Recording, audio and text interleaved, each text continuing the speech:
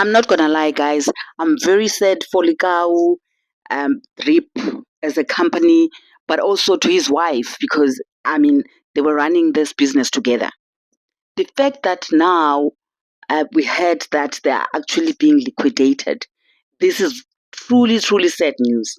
Sad news because this is not just affecting them; it's also affecting the families that have been employed at these stores, and we understand that as the news broke this morning that they are being liquidated, but we also understand that we are talking not just one shop, we are talking about 14 stores that are going to be closed down.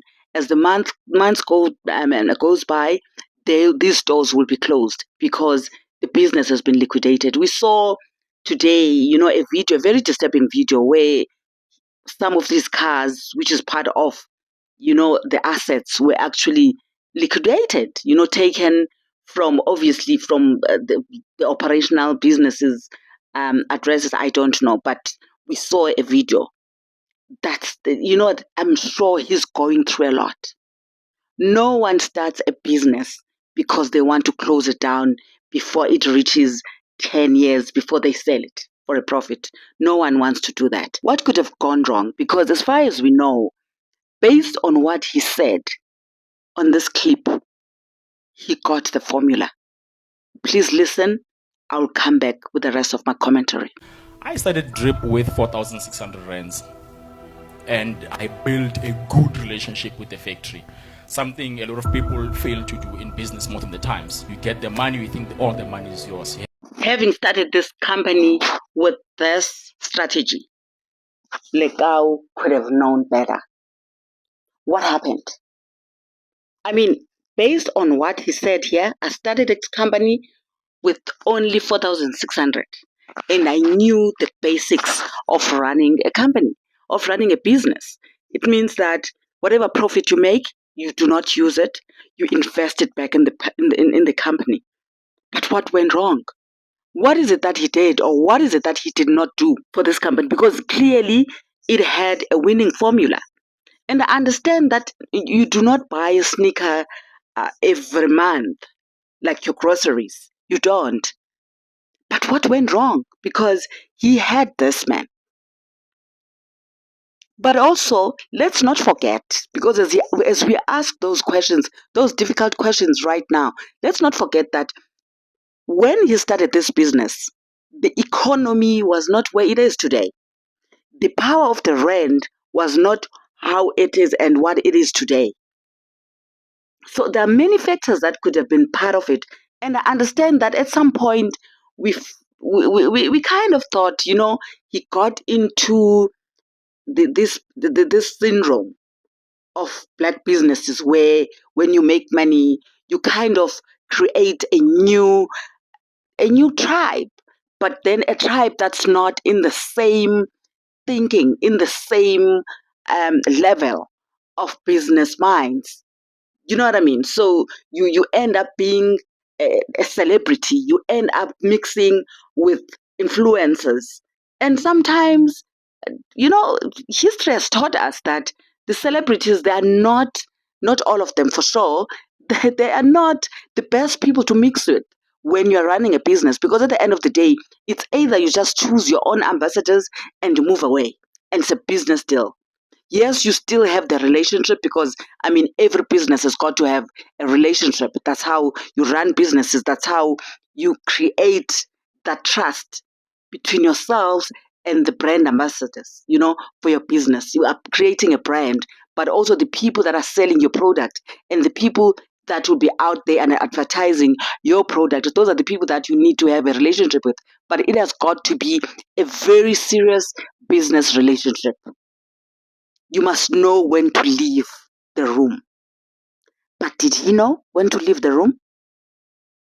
Was he actually lured into this understanding that most of the celebrities, they've got their ish together, you know? And like I'm saying, history has taught us not all the celebrities are in charge of their finances. Whether they're musicians, people manning the entertainment, it has actually taught us, yes, maybe now things are different because people have learned. You see people driving big cars. You see people staying in these beautiful, secured estates that they cannot even afford. You know, and when they run out of gigs, then they have to go back to nowhere. And please don't come for me. I'm just stating what we had here, what the things that we always hear, and we all know about these things. What could have gone wrong? What is it that he did not do? Didn't he know?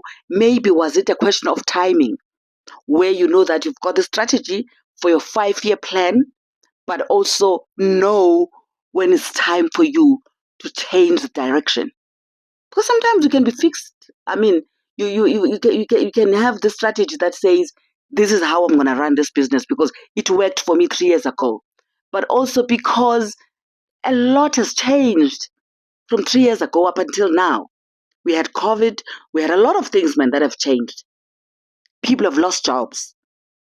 So could that be the reason why he actually lost this business? And people were asking, why is our government not intervening? I think we've seen, I think in the last months or so, we've seen the intervention of government officials trying to assist him. But shouldn't we say maybe, alas, it was too late?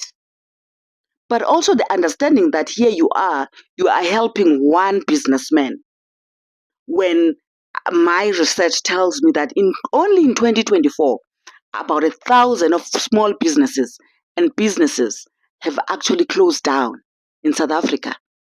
What is that saying? It is saying that things have changed.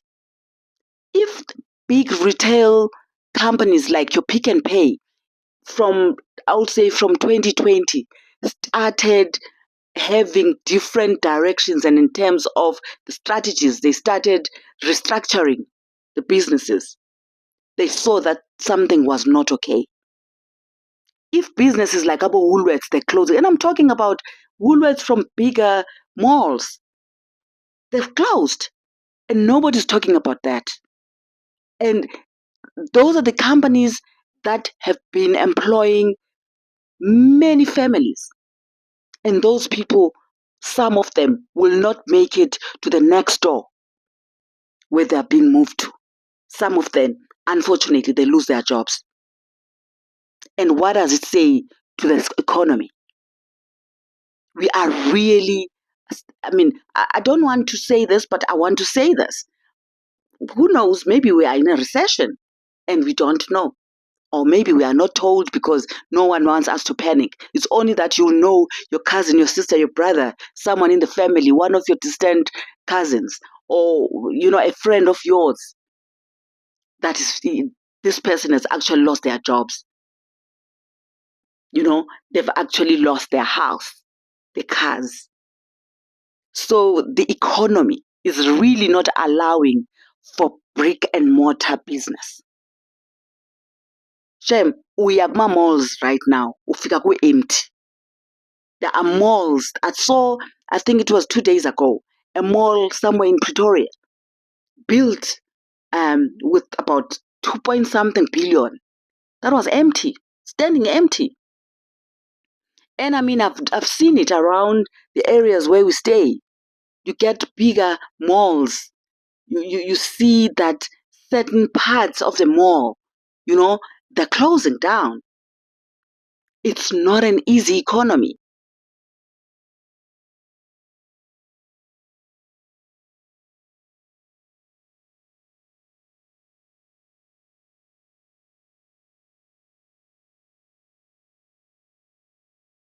The only thing that I think Ulikau should do now, I'm not sure what the plan is to go online. May he wake up to the fact that it is not over. He can still do this.